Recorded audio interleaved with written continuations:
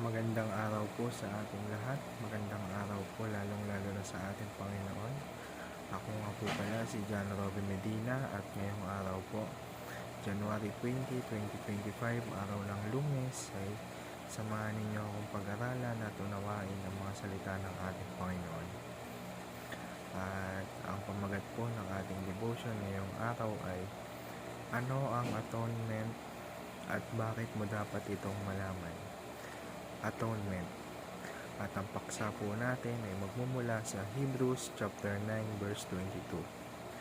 Sinasabi po rito, "Indeed, under the law, almost everything is purified with blood, and without the shedding of blood, there is no forgiveness of sins." O sa Tagalog naman po, sa katunayan, sa ilalim ng kautusan, halos lahat ng mga bagay ay nililinis ng dugo, at kung walang pagdanak ng dugo ay walang kapatawaran ng mga kasalanan. At para naman po sa ating katuruan ngayong araw, unang-una, atonement unites God's love and justice.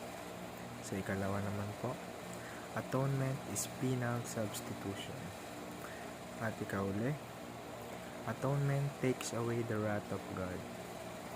At para naman po sa ating applications, unang-una, appreciate Jesus Christ today and forever.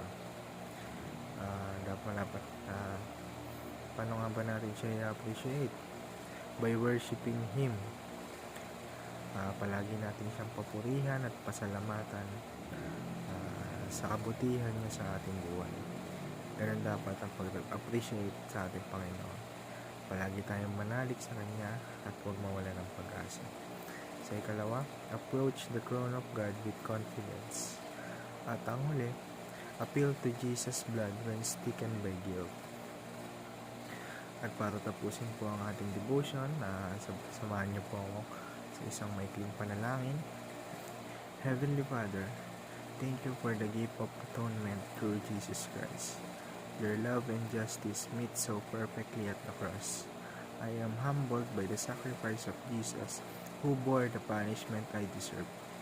Through His blood, your wrath is taken away, and I can stand before you forgiven and free. Help me to appreciate Jesus every day and live in awe of what He has done. Teach me to approach your throne with confidence, knowing I am covered by His righteousness. When guilt weighs me down, remind me to trust in Jesus' blood for peace and assurance. I am loved, I am forgiven. I praise you, Lord, for your unfailing love. In Jesus' name, Amen. Yun lamang po para sa araw na ito. Maraming salamat po sa inyong pakikinig na maraming biyaya ang dumating sa atin. God bless us all. Maraming salamat po.